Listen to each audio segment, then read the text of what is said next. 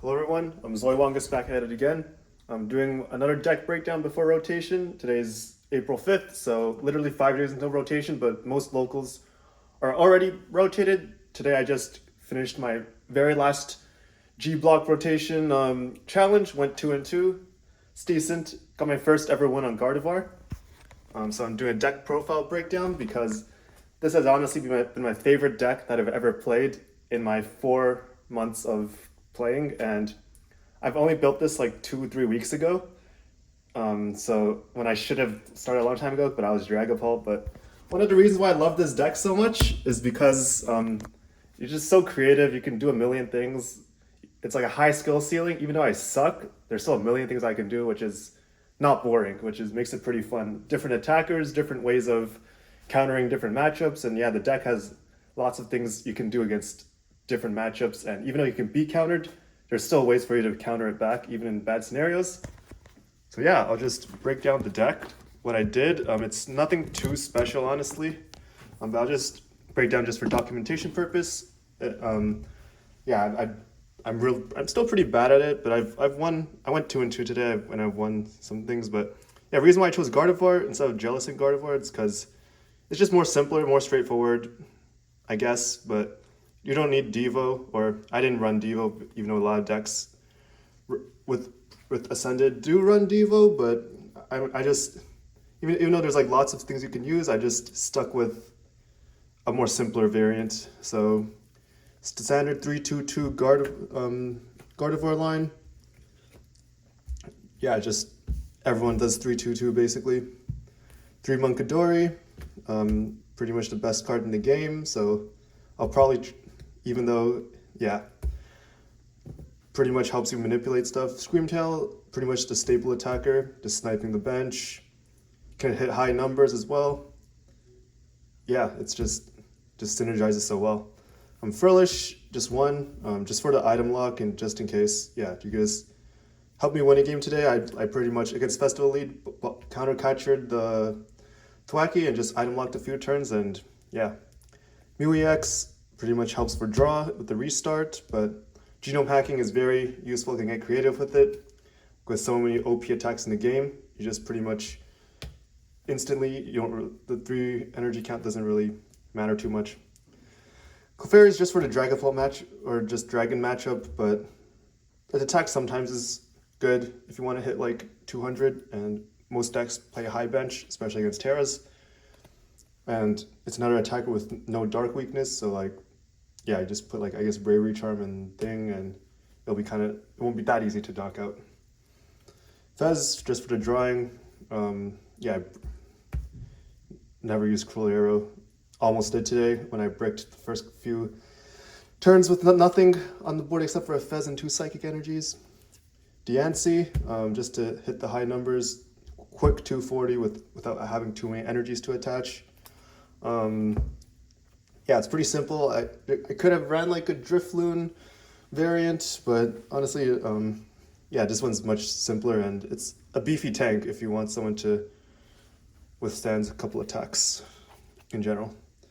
A secret box it's the thing that everyone runs in this because it's OP, and lots of OP cards to synergize, to evolve, to manipulate damage, recovery, whatever. You can just get it off of that. Standard supporters, 4 Lilies, 4 Ionos. I don't run research, which is good against item lock, which is a lot of Badoos out there these days, and sometimes Furlish Jellicents, but yeah, these are just to draw supporters. Yeah, I'm not, maybe if I started playing this deck like in January or February, I would have experimented with 1 or 2 researches, but honestly, just keep it simple. Like research, you got discard resources as well, and these ones you don't really have to think about with discard, just shuffle them back in. 2 Arvins, I used to run 1, but yeah, 2 is helpful, just getting the tools if you need, and just getting the item or secret box if needed. 1 Turo just, yeah, helps with like saving stuff and like sometimes making different plays. And yeah, for pretty standard supporters, everything's pretty standard. Just going through why I chose these combination of cards. As a pretty much a rookie Gardevoir player, I'm not really that good at it. I have a under 50% win rate, so yeah. Standard balls, 2 nests, 4 ultras. No, just 4 ultras just to get rid of the psychic energy to synergize. 3 vessels to search out, standard. 2 counter catchers. I remember at a point I ran 1. I'm still a beginner, so I don't really have like good. Sometimes I get greedy and I try to get counter catcher knockout instead of using Munkadori to manipulate stuff and set up. So that's why I do like 2 counter catchers. Yeah, 2 rare candy just for the quick rare candy Gardevoir if needed. It's pretty standard. Recovery, 1 super rod, 2 night stretcher. Super rod's really helpful in like specific matchups, and you get like a Scream Tail back, whatever. And your Artisan or Ultra Ball, Nest Ball, something right back. Really good, especially when you're burning through, discarding a lot. Sometimes it's just helpful. Standard, very standard.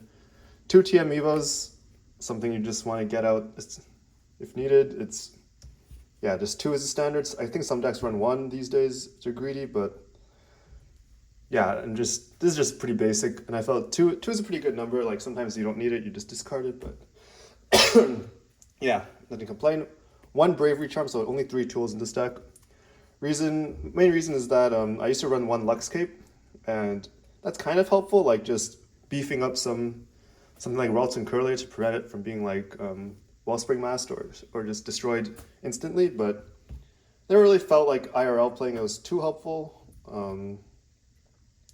Yeah, and I couldn't get a second Bravery Charm because when I tried to buy a single in person, which is where I got the Gardevoir, the Mew, the Clefairy, it pretty much sold out, I guess, the second Bravery Charm. And T-Dragon, who provided me with a couple of things in here, like a 3rd vessel. I think he gave me one or 2 other things in here. He didn't have a second extra Bravery Charm, so whatever. But I know some people do run 1, so it's fine. Not a big deal. My brain's not big enough for Devo, but I know Devo is pretty helpful too. Just good disruption sometimes can knock things out. Stadiums, 1 Artisan, 1 Watchtower. I think a lot of decks, like this is one of the variants, basic variants. Some people just do 2 Artisans, some people do like Town Store, some people do like whatever, but like Watchtower, I feel like it's helpful. Like I do run into quite a lot of like, I guess matchups where there's Pidgeots and Noctowls, or even just Mega Kangaskhan, just good disruption. Artisan's just good for searching more stuff out. I did consider Mystery Garden, but I didn't want to clog up too many stadiums. I think 2 Artisans is also fine, but I just went with Watchtower just for disruption. Didn't really regret it too badly, but sometimes like when I discard 1 for Secret Box or something, I kind of wish I had a 3rd stadium, but oh well. And yeah, this is kind of controversial, but I went with 8 Psychics and 3 Dark. 3 Dark's pretty standard, but 8 Psychics, usually it's 7, but because I'm a beginner, just having more energies in there is helpful. Always knowing that I can discard an extra without having, sometimes you need a hand attached like a Fez if it gets bossed up. And it's just helpful to have 8, and it's, yeah, simple, but like, yeah, I kind of wish I did cut 1 out for like maybe a Devo, maybe a second Bravery Charm, if I had it. Or just maybe, yeah, I'm not sure, but 8's usually if you run like a Drifloon and you just want to keep stacking stuff on it. But yeah, 8's also helpful. It's like if you get retreat locked or if you have too much energy on the board, you attach much to Scream Tail. There's always an extra one. So for me, I felt natural playing it. And yeah, it's kind of sad. I only got to play this in 2 IRL tournaments. Scrimmed a couple IRL with T-Dragon. Yeah, I love playing this deck. It's so fun. There's just so many different plays you can do. Damage manipulation of Munkadori is pretty much every game. Sometimes item lock, sometimes usually bench snipe. Sometimes use this guy to take out big people. Sometimes use Mew EX to just copy stuff. It's so fun. Honestly, and there's so many different plays. You could use TM Evo, you can rare candy. You could just Evo and then Evo the next turn after. You can, I don't know, it's just so fun. It's just so fun. Like Artisan for different things, Secret Box. And just getting these into discard, like you attach energies in a different way mostly in this deck. You use Gardevoir for all of it. So yeah, honestly, it's good that I have Dragon Ball practice beforehand for like damage math manipulation, but yeah, if I were to go back, like I kind of would have chosen Gardevoir. Like there's a lot of different like variants with like the Jellicent, with I think recently Elgim, also, yeah, just because Gardevoir can accelerate to Psychic, there's like so many different ways you can play it, and yeah. Yeah, I was a beginner, but yeah, it is honestly a favorite deck. Honestly, this is so worth it to even just picking up the Mew. It's a 151 Mew. Pick it up for $8 USD.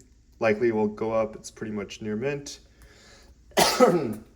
Yeah, and a lot of these cards, like Munkidori, Frillish, Diancie, Fez, they're still playable, but yeah, a lot of the core is not, and so OP. Like, I kind of wish I kept playing it, but this is honestly one of the, it's so fun every time playing it, except when I brick and just end up with having like, I don't know, like a Munkidori with random stuff on it. Yeah, I love this deck. But yeah, thanks for watching this deck breakdown. This is mostly for documentation because sometimes I do want to go back in time and see a super meta deck, which gotten less meta over the last month or so because people got the Ascended cards. So Zekrom, Zoroark is more meta. Grimmsnarl with Mega Frostlass sometimes, or other stuff is more meta. But yeah, there's so many different possibilities to do things, man. It's like even if you like Mew EX plus Fez, like a lot of times guaranteed me like 6 cards in hand at least. It's so good. But yeah, that's pretty much it for the video. Thanks for watching.